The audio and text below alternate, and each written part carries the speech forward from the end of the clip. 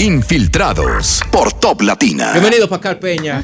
Ahí Infiltrados. Amigo mío. Eso es así, eso es así. Bienvenido, Pascal. Bueno. Gracias, Un placer, gracias. hermano, tenerte aquí. El placer es mío. Y es del Team Boina, para ustedes lo que... Sí, Team Boina. Boina, ¿eh? Si yo hubiera estado aquí con mi boina, nosotros estuviéramos aquí. Team Boina, bienvenido, Pascal. Gracias, Natalia. Y la apertura para hablar con nosotros de los temas de actualidad a nivel internacional. Y yo de freco me puse a decirle a Pascal, bueno, Pascal, ¿qué está pasando en Ecuador? Ecuador, su presidente dijo, entren a la embajada mexicana y saquen ahí al ex vicepresidente, a Troche y Mocha, denle para allá. Estuvo la República Dominicana en una posición correcta al no romper relaciones con Ecuador. Bueno, No, y agregar una pregunta a eso, Pascal. Si algo como ese evento ha pasado en otra ocasión en otro país. interesante. Yo creo que voy a contextualizar un poco, Sí. como en efecto ya han hecho ustedes. Miren, lo primero que hay que considerar es que en efecto sí ha pasado anteriormente en otros países, pero en situaciones muy particulares. En algún momento, y de hecho hay una película famosa donde aparece Ben Affleck, donde la embajada de Estados Unidos en Teherán, estoy hablando del año 81. Proyecto Argo. Argo, así se llama la película, Argo. Nosotros vimos que eso sucedió. Un poco tal vez más reciente, vimos en conflicto Siria-Irán, pasó algo parecido. En China, o mejor dicho, Estados Unidos bombardeó la embajada de China en algún momento. Sin embargo, hay que reconocer que nos encontramos en una situación muy particular. ¿Por qué? Si queremos hablar del derecho al asilo, hay que recordar que el derecho al asilo básicamente se crea en América Latina. ¿Por qué se crea en América Latina? Se ha estado hablando de la Convención de Viena de Relaciones Diplomáticas, que es del año 61, entró en el 64 en vigor. Pero ya desde el 54 hay una convención que se llama la Convención de Caracas, en donde tenemos el derecho al asilo reconocido en América Latina. Y ahí, del cual México es parte, Ecuador es parte, se reconocía justamente, o se reconoce eso. Y quiero resaltar este tema y quiero resaltar esta convención porque justamente el gobierno de Ecuador hace referencia a esta convención porque uno de los artículos hace referencia de que no se puede dar asilo a delincuentes, a personas que están en procesos, etc. El artículo 3. Exactamente. Sin embargo, ese artículo 3 tiene una parte infine. Pascal, O sea que no hay que leerlo por separado. Dice textualmente que no se puede dar asilo a personas en proceso. Sí, en proceso. Condenadas, Condenadas. en O en proceso. El gobierno O de Ecuador dice imputadas, eso, ¿no? creo. Y Entonces- va esa parte incompleta. Entonces, esa es la mitad del artículo. Ok. Porque la otra mitad del artículo ¿Qué dice, dice? sí, pero es el Estado quien recibe al potencial asilado, y digo potencial porque debe haber una declaratoria de asilo, o sea, debe aceptarse, quien debe decidir si en efecto es válido o no válido este tema de si está imputado en un crimen, etcétera. O sea, si es válida la... ¿Qué estado? Exacto. La procedencia, el En este origen caso- de la persona. No, en este caso México tenía o tiene el derecho al recibir a un potencial, la solicitud de asilo, al recibir la solicitud de asilo, de decidir si las imputaciones que se le están realizando, en este caso a Glass, son justificantes necesarios para no otorgar el asilo.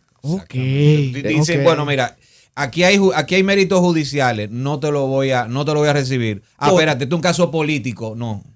Que de hecho la figura del asilo, te doy el asilo. la figura del asilo se recoge justamente Por esos casos. Exacto. por esos casos. Y ahí, si me permiten brevemente, diferencio de la figura de refugio, concepto que ha estado muy de moda en las últimas semanas y que son totalmente diferentes, porque el refugio es la salida de un estado a otro, pero por temor a perder la vida, porque hay una potencial amenaza, eso es redundante, una amenaza a su seguridad, a su integridad física. Sí. En este caso, el asilo es por razones de naturaleza Política. como le estamos viendo. De persecución Ok, política. entonces, el refugio es civil y el asilo es político. Y en condiciones muy particulares, porque el refugio se da ante como te decía, hay una... Genocidios, ¿verdad? Conflictos armados. El conflicto armado. Donde hay una guerra interna. Claro. Civil, etcétera, etcétera. Claro. Y hay un principio en ese caso muy particular porque el Estado tiene la obligación de no devolver,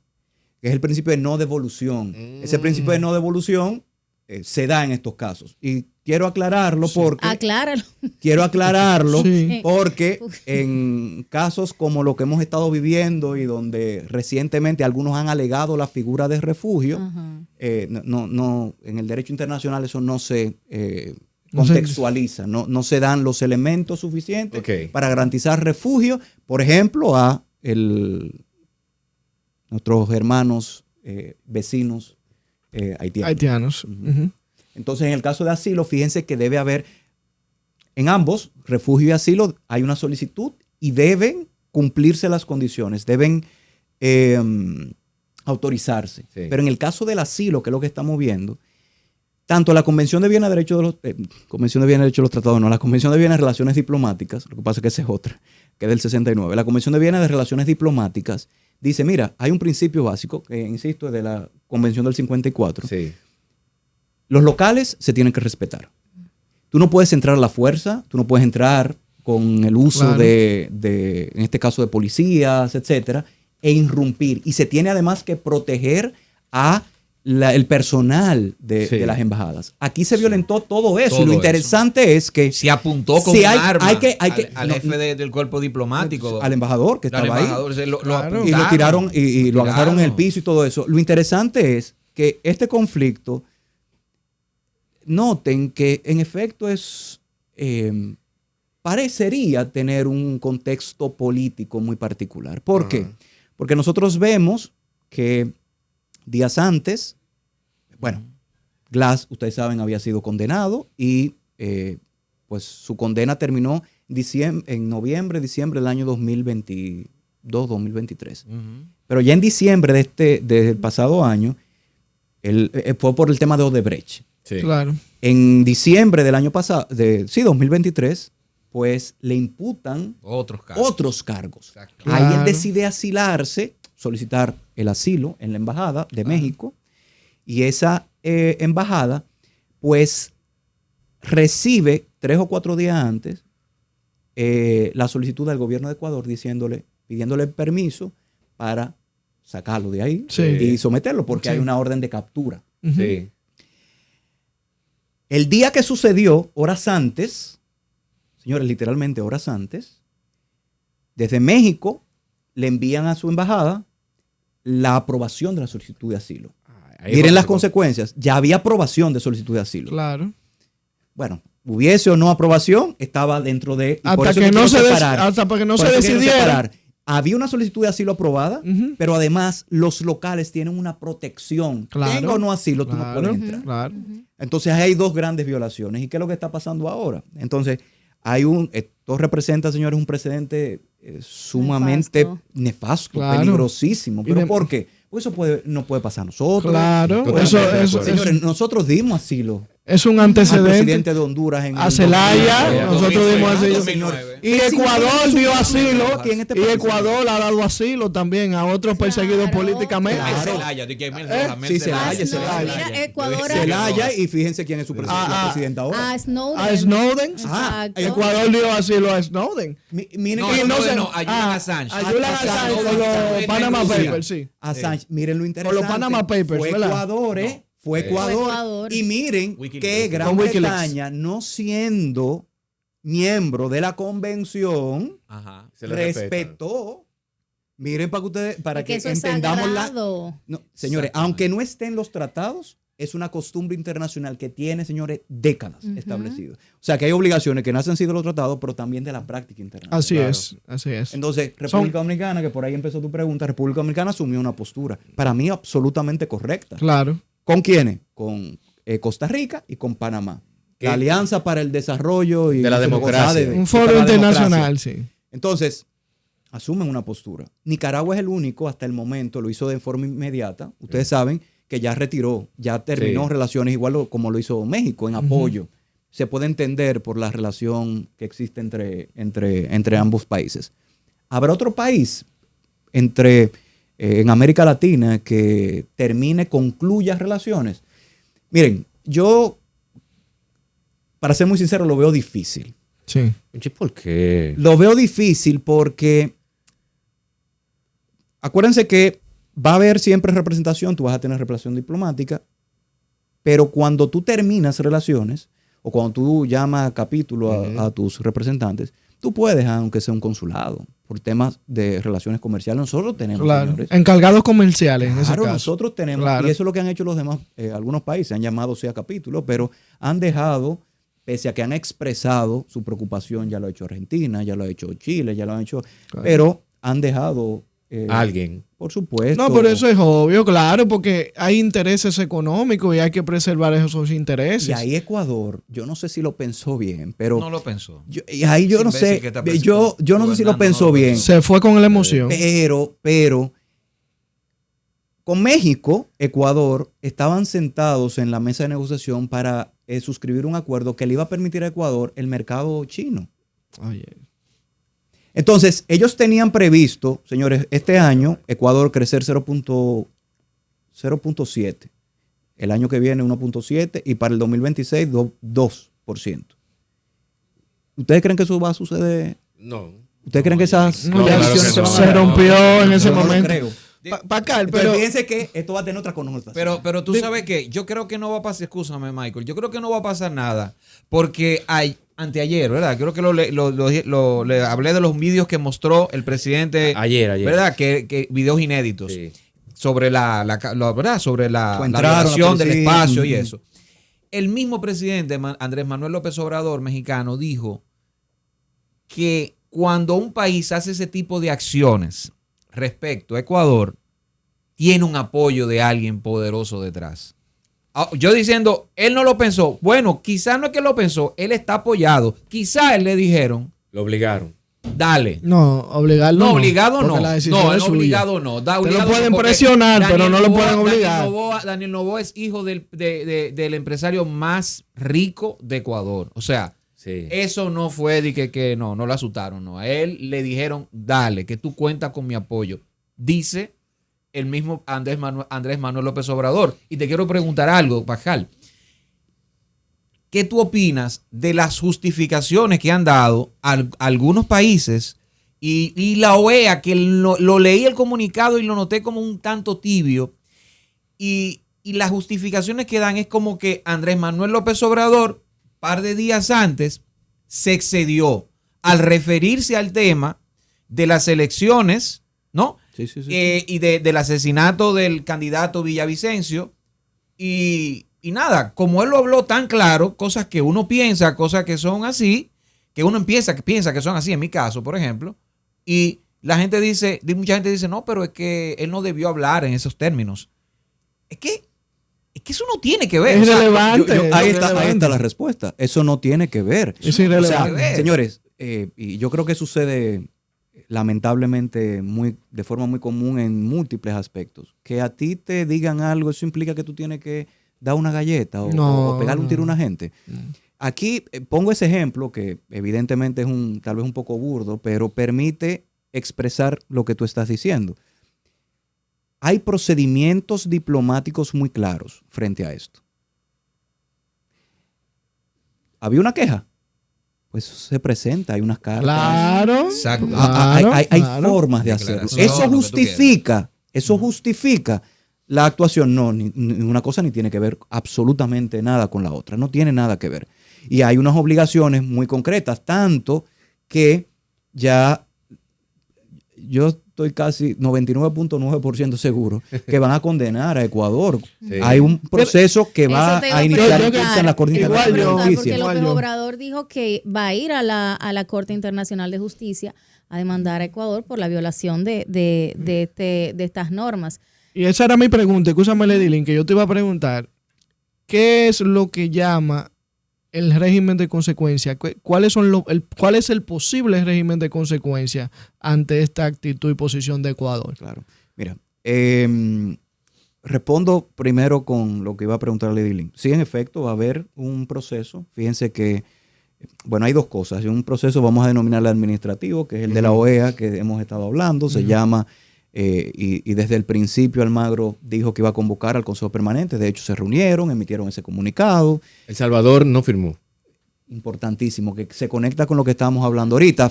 ¿Hay aliados? Bueno, Noboa creo que es un admirador de Bukele. Eso creo que es bastante claro. Y fíjense que El Salvador no ha emitido opinión con respecto al tema. ¿Puede ser un aliado? No estoy claro si necesariamente fue uno que lo empujó, pero en situaciones como estas va a asumir tal vez una postura un poco más tibia. Más tibia, sí, porque tiene relaciones con México. Nodales. Exactamente. Se va a neutralizar. Exacto. Como ha hecho Estados Unidos con Israel. O sea, eso.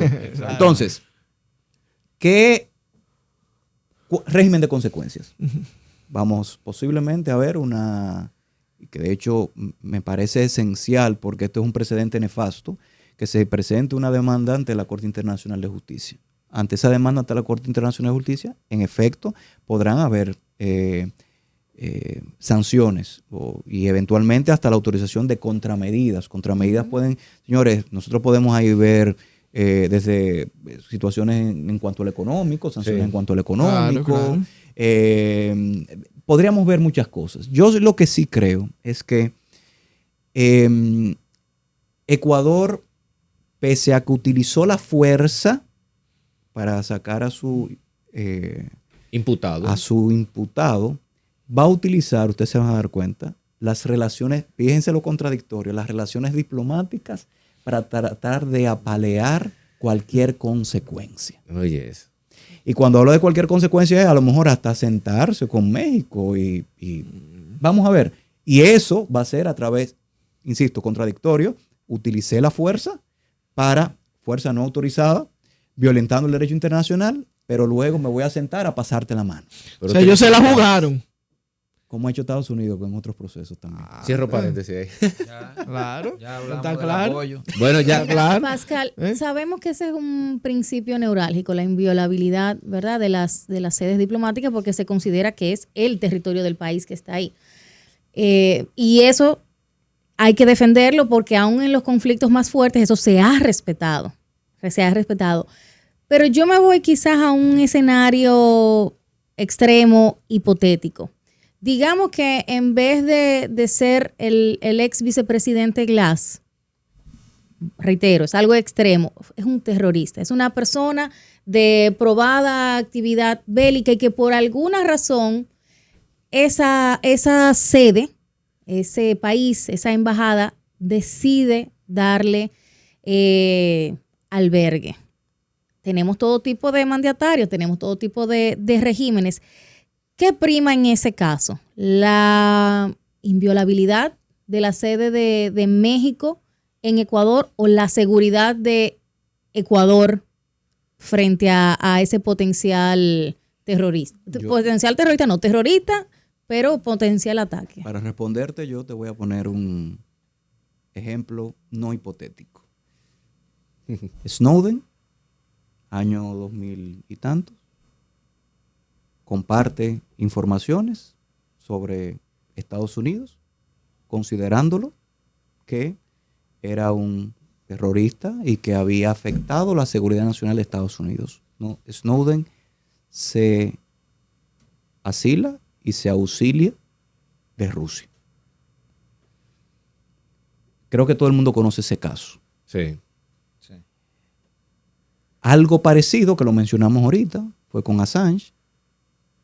Digo algo parecido porque tal vez no tuvo la connotación y no se le puso ese título tal vez de terrorista o violación de seguridad nacional, etc. No tuvo ese marketing. Respetó Estados Unidos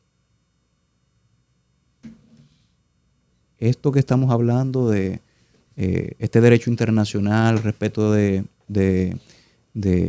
la figura de asilo, etc. Sí lo hizo. Parto de eso para afianzar lo que expresaba hace un momento. El respeto a los locales así utiliza, es el término, las embajadas, etcétera, instalaciones, etcétera, y su personal son inviolables. ¿Y por qué no se puede aquí hablar de excepciones? Es porque es uno de los principios neurálgicos de las relaciones internacionales, ni siquiera del derecho, porque el derecho lo que hace es regular. Cuando hablo de relaciones es de la interacción entre partes. Entonces, cuando tú dejas una brecha, podrían esto que vemos como excepción convertirse en la normalidad. Y déjenme decirles, o sea, un mal precedente. Hace pocos años, en la embajada de Chile en Costa Rica, pasó algo parecido. Entró, era un militar de Fuerzas Armadas, algo por el estilo. La policía lo estaba buscando y entró. Era, sí, tal vez para dañar, para afectar. Y como quiera el país, no, o sea, estoy hablando de Costa Rica, no entró a la embajada hasta que Chile autorizara la entrada. Señores, ese nivel pasaron como 4 o 5 horas para que sucediera, para garantizar justamente el respeto a estas cosas. Entonces, hay principios que se han ido construyendo a través de los años, señor, y es resultado de la Segunda Guerra Mundial. Estoy hablando en el 45 fue la Carta. La convención esta de Bogotá, de Caracas, perdón, es del año 54. Luego la Convención de Relaciones Diplomáticas es del año 61 y que entró en vigor el 64. Pero es la construcción del ordenamiento que hoy conocemos para evitar que situaciones como esta se conviertan en la normalidad y que tengamos un mini Trump en Ecuador. Ay, mamá. Y cuando digo mini Trump y lo digo porque él fue, en cuanto a relaciones diplomáticas, tuvo un manejo muy particular que hace muchos años que no se veía. Sí. Y tomando en cuenta eso, ¿no? Pero eso se puede convertir si la sociedad internacional no hace una acción contundente. ¿Eso no se convierte en una jurisprudencia? No. Como hay obligaciones que se recogen en los tratados, solo cuando se modifiquen esos tratados y solo cuando la costumbre internacional, que también hace norma y que lo que hace es lo que termina es codificándose en los tratados, cambie, eso pudiese ser. Pero mientras es como, no sé, exoneraron a un delincuente por lavado de activos. Sí. Eso no quiere decir que a todos los delincuentes lo vayan a exonerar por... Ok, bueno, Tú sabes que, antes de que sigas, Nata, el escritor Eric Sadin, estoy buscando aquí porque leí una entrevista interesantísima. Él tiene un libro que se llama La Era del Individuo Tirano. Y me gustó mucho esa entrevista porque él dice, sostiene que las personas ya no creen en nada. O sea, que por esta era del internet y este tipo de cosas, la pandemia también como que creó un nuevo individuo más radicalizado y culturalmente, aparentemente, lo que está prevaleciendo es una batalla de vanguardia de derechas. Algo inusitado. Porque antes la vanguardia, tú hablabas de vanguardia, pensabas más en izquierda. Y sí. Era así. Y creo que legítimamente era así. Él dice que no creen en nada. Estas acciones que pasan en Ecuador, lo que sigue ocurriendo, que se profundiza en Israel, y él está de Israel, ¿no? Y con Palestina, las agresiones que se están dando, porque también se bombardeó, se atacó a un jerarca iraní que fue asesinado en Siria. Eso fue con Trump. El año antes de que saliera. No, pero no, recientemente Israel. Sí, eso pasó también, claro que sí, ese fue otro general, sí, pesadísimo. Ese fue todavía más importante. Pero todo esto, ¿tú no crees que es como que estamos en un escenario de guerra clarísimo lo que se está dando? Porque que en otro momento tú no lo hubieras visualizado. Hace 7 años tú no hubieras visualizado una agresión de ese tipo. Mira, Tu pregunta es interesante, es algo que yo tengo una opinión y que lo he conversado en clases y en otros medios. Yo creo que a partir del 45, y por eso mencionaba la carta, se construyeron varios principios. Principios que han permitido la interacción y la adecuada relación entre los estados. Sin embargo, lo que hemos estado viendo, yo creo que de forma todavía aún más marcada a partir de Trump, y voy a volver a mencionar a Trump por lo que le voy a explicar ahora, nosotros hemos visto que los estados, o es lo que percibo, los estados han estado retomando su poder soberano y autónomo de decisión. Ok. Aunque eso implique en el futuro ajustar tal vez algunas reglas del derecho internacional, de las relaciones internacionales. Uh-huh. Yo no estoy diciendo que en el corto plazo van a haber modificaciones a tratados, porque hay muchísimos tratados que la propia carta hay que modificarla desde hace muchísimo tiempo, y la propia conformación, por ejemplo, del Consejo de Seguridad, entre otros. Pero sí fíjense cómo se ha apelado al nacionalismo. Tú que estabas hablando de izquierda, derecha, se supone que Noboa creo que es centro-izquierda. Pero notemos que Trump apeló al nacionalismo. Sí. Uh-huh. Bukele, igual, al nacionalismo. Noboa, al nacionalismo. Si queremos pensarlo de igual manera, aunque yo creo que con cierto matiz, nosotros como país estamos apelando también a un nacionalismo matizado porque tenemos muy buenas relaciones a nivel internacional. Pero nosotros ahí tenemos que tener mucho cuidado como país y yo creo que la comunidad internacional, porque puede generar, y creo que con esto concluyo, como decía anteriormente, porque esto ya tiene un impacto que no solamente se queda en el territorio de Ecuador, en el territorio de República Dominicana, en el tema de Costa Rica, no, sino que por las relaciones económicas, de seguridad, entre otras, puede tener un impacto importantísimo en el desarrollo de nuestros países. Vamos a ver cuáles son esos aliados de Ecuador. Así es.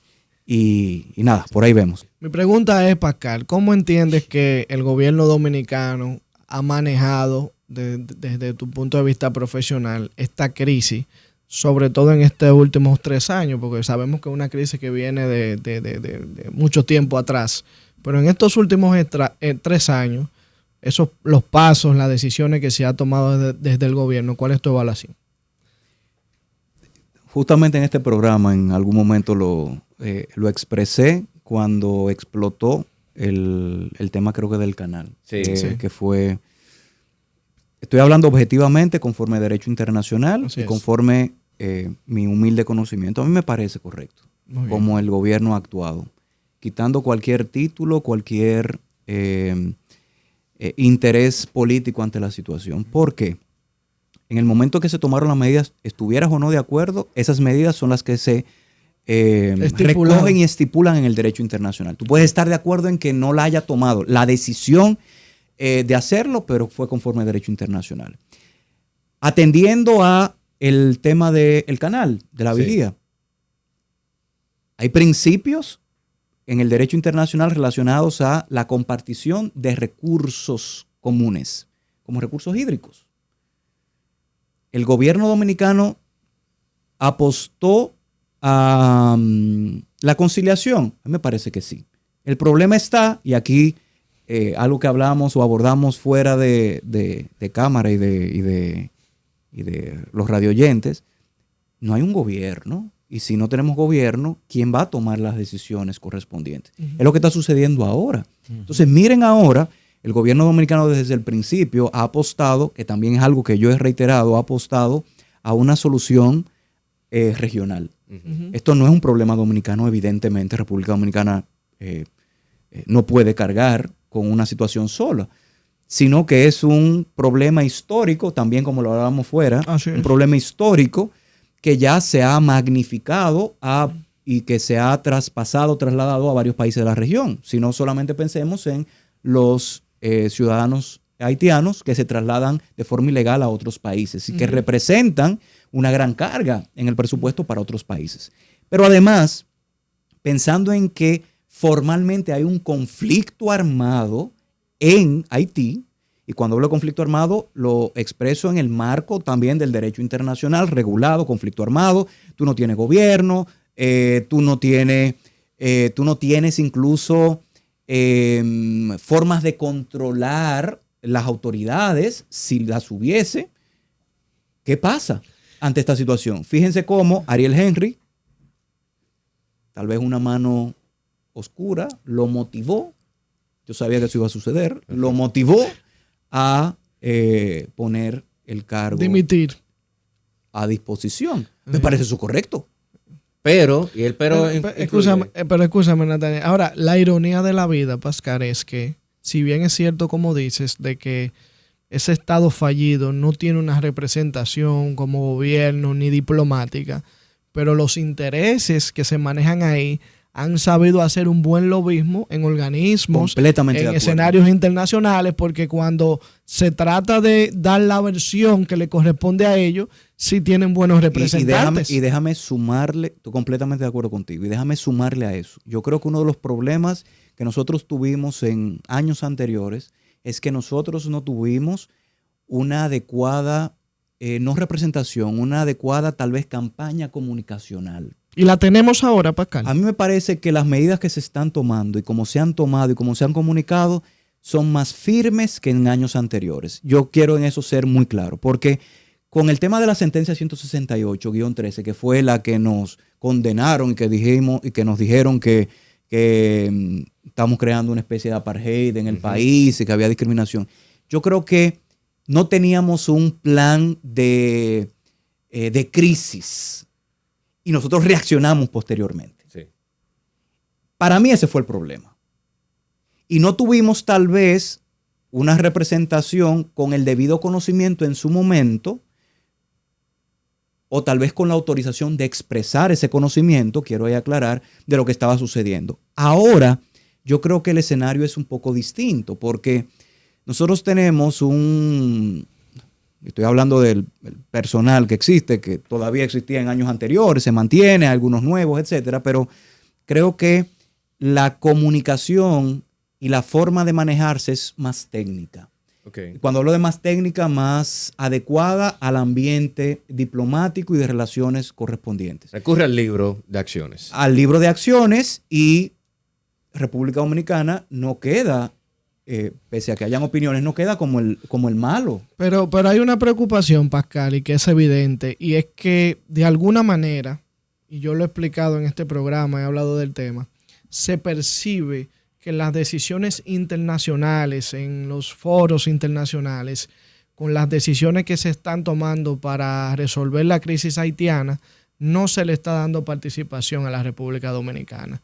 De hecho, hay una reunión del Consejo de Seguridad de la ONU, donde hablaban representantes de importantes naciones como China, Rusia, cuando se inició el proyecto donde Kenia iba a enviar activos para hacer un operativo, y la República Dominicana no fue parte de eso. También hay eventos que yo he mencionado y me preocupan, y es de actividades militares de militares de Estados Unidos en la frontera, que el presidente había dicho que no tenía conocimiento, aunque después se le buscó una aclaración que era rutinario, pero en medio de una crisis llama la sospecha. O sea, hay una percepción de que aunque el presidente tenga buenas intenciones y haga lo que puede hacer, lo que está a su mano, nosotros todavía no somos parte de la verdadera toma de decisiones de lo que está pasando en Haití.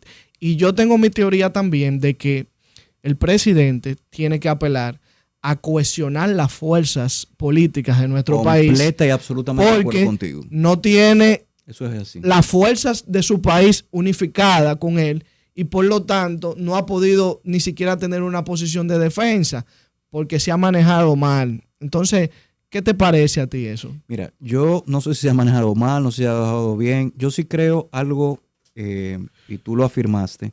Nosotros como país, creo que también aquí lo dije en algún momento, nosotros como país tenemos que unirnos. Esta es una situación de país, como República Dominicana. Me refiero a la afectación de nuestros intereses, nuestra economía, seguridad. Señores, es un tema de seguridad. Por tanto, yo creo que ahí hay que apelar al gobierno, a las fuerzas políticas, de que en situaciones como estas cedan un poquito, todo el mundo cedan un poquito, dejemos la política o la politiquería. Esto es una opinión muy personal que tal vez se sale de lo estrictamente académico y profesional, No, pero es válida, que dejemos la politiquería, que asumamos posturas de largo plazo, no solamente con esto, sino con otros temas, de largo plazo para dar soluciones a varios temas que son de relevancia y que son neurálgicos para el país. Hay temas, sí quiero en eso tal vez diferir un poquito de ti, Michael, que yo creo que República Dominicana debe jugar un rol pasivo. Sí ser parte, pero no en la toma de decisiones. ¿Por qué? Porque República Dominicana, frente a situaciones como la de Haití, República Dominicana no puede mandar Fuerzas Armadas, no puede colaborar. Estoy poniendo ejemplos. No puede colaborar enviando Fuerzas Armadas. ¿Por qué? Porque, señores, que se diga que la República Dominicana o que de las Fuerzas Armadas aportadas por República Dominicana, lo que podría ser una fuerza conjunta en Haití. Hablarían de invasión de República Dominicana. Eso sería una locura. Entonces, lo que hay que buscar es, para conciliar justamente, es países así como Kenia, Estados Unidos, recuerden que fue uno de los que promovió. Sí. Y sí, quiero aclarar ahí, situaciones como, que fueron, lo vi en los medios, criticadas por algunos, yo voy a dar mi opinión ahora sobre eso, que no querían que República Dominicana sirviera de puente para la colaboración. Ahí yo digo, venga, pero ¿cómo es la frase? Ni lava ni presta la batea. Exacto. Queremos que haya control, que haya ayuda, sobre todo, señores, en esta situación donde 3,000 y pico de presos, delincuentes, salieron de la cárcel luego de que Barbecue cogió y los liberara. Nosotros necesitamos, con urgencia, que la ayuda internacional venga, y la manera de hacerlo es a través, en mi opinión, es a través de el territorio dominicano. ¿Por qué? Porque los países que pueden proveer la ayuda no van a asumir riesgos, gastos, personal innecesario, porque realmente no tienen una obligación. Y nosotros somos los dolientes. Y mira, nosotros estamos de acuerdo contigo, pero ahí hubo un problema de comunicación y lo habíamos hablado. Sí, hablábamos de la comunicación. Lo que ese es el problema. Es una debilidad. Pascal, porque tú le explicas de la manera que tú lo estás diciendo. Estamos de acuerdo. Exacto. ¿Quién no va? ¿Cómo? Son seres humanos, por Dios. Y son vecinos nuestros y son socios nuestros comerciales. No, y hasta y viéndole en un sentido... están picados. O sea, nosotros tenemos entre los dos lados, señores. Mira, y hasta viéndole en un sentido egoísta de nosotros protegernos y de sí, pero ¿qué es lo primero que hace el gobierno en su vocero, en la persona de su vocero? No, eso no va a pasar. Y después sí pasa. Y después dice el ministro del ministro de Defensa, sí, vamos a colaborar lo más posible. Y hay imágenes. En ese sentido, ¿qué tan importante? Que lo aclaren claramente. No, ¿qué tan importante ¿Qué tan importante es que los tecnicismos en relaciones internacionales lo conozcan las personas? Absolutamente. Señores, eso es cardinal, porque así como debemos unir las fuerzas políticas, debemos unirnos los que tenemos una voz digo, yo no tengo voz en medios, ustedes me han invitado aquí, pero ustedes que tienen la voz, que ustedes llegan a la población, yo que estoy aquí hablando y que conozco humildemente algunos de estas ideas y conceptos y que puedo dar mi opinión, y tenemos que aplatanarlo, aterrizarlo para que la gente entienda, sobre todo una población, señores, que lo que está pensando en el lado de frontera es que le están literalmente quitando el territorio porque están pasando más gente. Entonces, tenemos que, por supuesto, educar esos tecnicismos, traspasarlos a un idioma, a un lenguaje.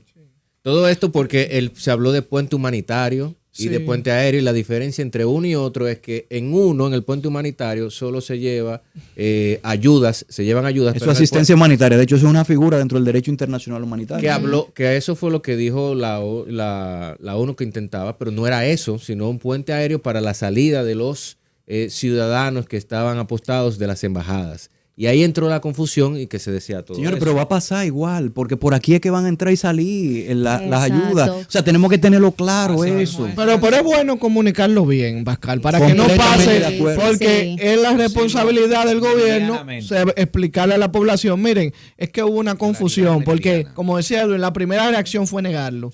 Yo creo que lo que se debe de hacer es aclarar inmediatamente. No, es que se trata de esto.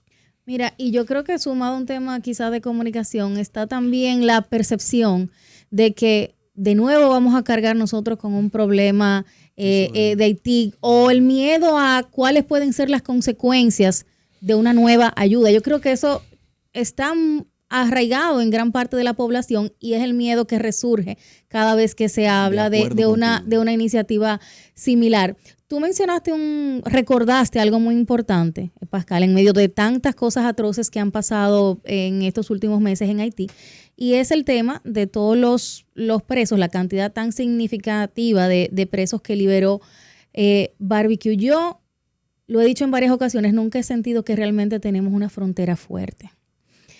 Si tú le sumas a esa porosidad el hecho de la cantidad de delincuencia que hay, de delincuentes que pueden de una manera alegre o pagando un soborno, como se presentó en un trabajo de Yulisa Céspedes en estos días, pasar alegremente para acá, tienes aún más miedo, aún más aprensión a todo lo que pueda pasar de aquel lado y llegar hacia República Dominicana.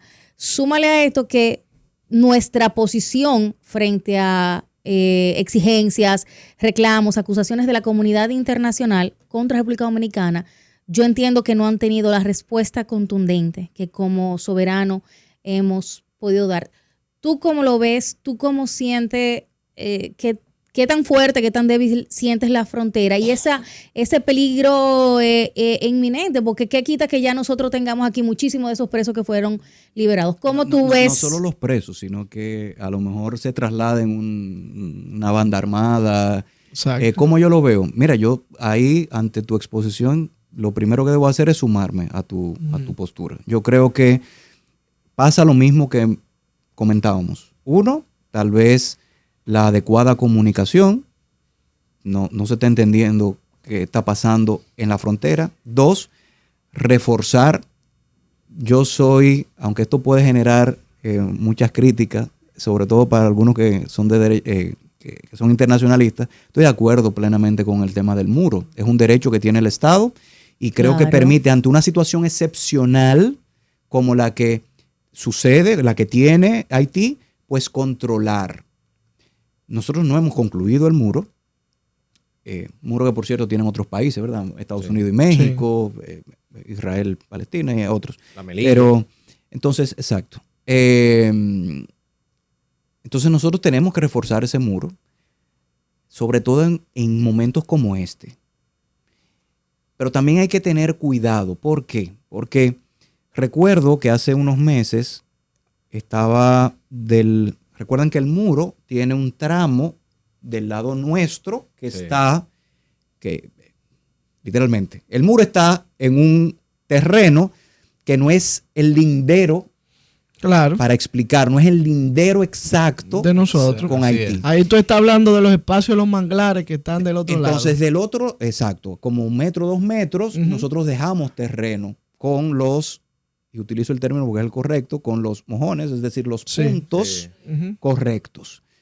Y por ahí, que señores, en tema de creación de fronteras como de muros, es lo normal, es lo que se acostumbra en otros países, en Estados Unidos igual, para que puedan en ese espacio, pues, transitar los militares, etcétera. ¿Qué pasó? Creo que unos dominicanos, unos agricultores estaban pasando por ahí con sus productos y la policía o los militares haitianos cogieron en el territorio dominicano. Así es. Eso fue un mercado que se improvisó ante el cierre de la frontera dominicana. Exactamente. Entonces, imagínense. Fue efecto de una decisión. Imagínense que nosotros como país hubiéramos reaccionado bélicamente con el territorio dominicano, los militares nosotros, en contra de los militares, para salvar los productos o salvar al ciudadano. Se podía hacer porque estaban violentando.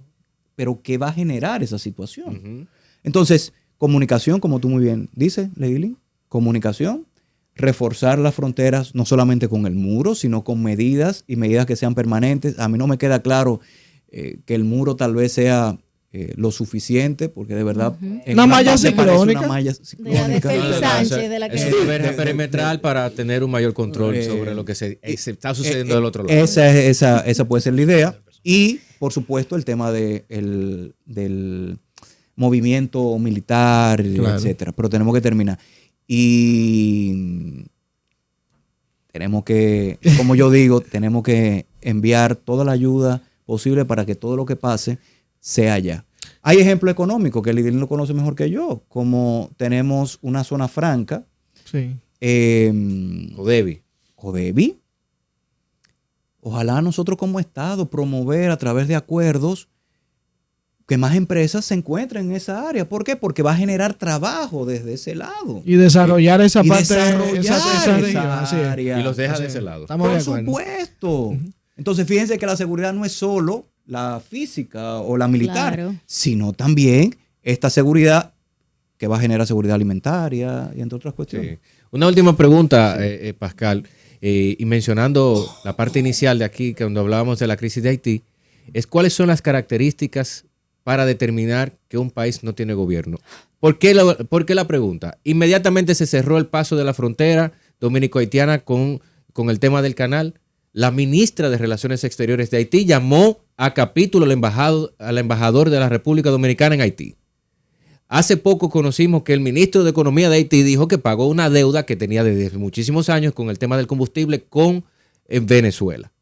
Entonces, ¿hay o no hay gobierno en Haití? Mira, te voy a responder brevemente, una conforme al derecho internacional y otro yo creo que conforme a la realidad. En los estados, las organizaciones internacionales, OEA, ONU, no reconocen gobiernos. No tienen la posibilidad de reconocer gobiernos. O sea, ustedes no van a ver de la ONU, de la OEA, diciendo el gobierno es el de fulano. Eso lo establece la Carta de la OEA, la Carta de la ONU, es un principio básico. ¿A qué fines? A evitar que organizaciones internacionales que lidian con intereses comunes, pues se decanten por un lado o por otro. Okay. 2, situaciones como la que tú acabas de comentar, de reconocimiento o mejor dicho, saldo de deudas, etcétera, siempre que un Estado les reconozca a otro, y aquí hablamos de reconocimiento de estados, les reconozca a otro a través de tratados internacionales, del establecimiento de relaciones internacionales. Ejemplo básico, Taiwán, también lo conoce mejor que yo. Taiwán, por ejemplo, en donde, bueno, después que terminamos nuestras relaciones, que suscribimos acuerdos con China, se terminaron nuestras relaciones. Pero en ese momento, como ustedes saben, en una sola China, esa sola China, pues ya República Dominicana no cumple con esto. ¿Por qué menciono este ejemplo? Porque en Haití actualmente no hay una autoridad a través de la cual se pueda suscribir un acuerdo, dejar o deponer las armas que conforme el derecho internacional ante un conflicto armado. Están los convenios de Ginebra. Se permite, como pasó con Colombia y con la FARC.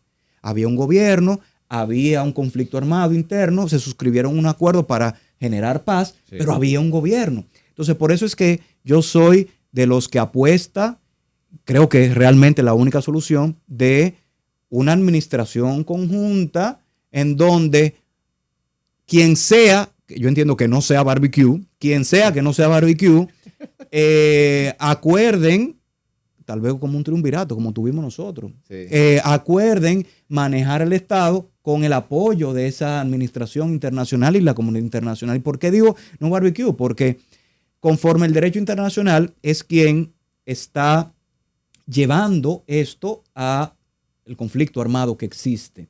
Entonces, reconocerlo como la voz de interpretación y de comunicación del Estado, yo creo que no va a ser posible para generar paz y negociar los otros aspectos.